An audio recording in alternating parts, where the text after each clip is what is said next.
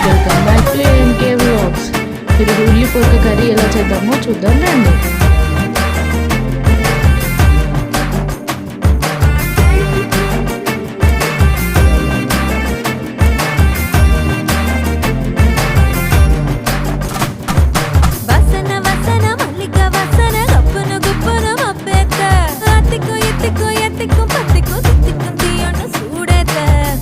பூசன மன்மத பூசன கைப்பாதி மெய்ப்பாதி செய்யாதா, my வைத்த கண்ணுக்குள் போய் வைத்த பெண்ணுக்குள் பெய்யாத தென்மழை பெய்யாதா.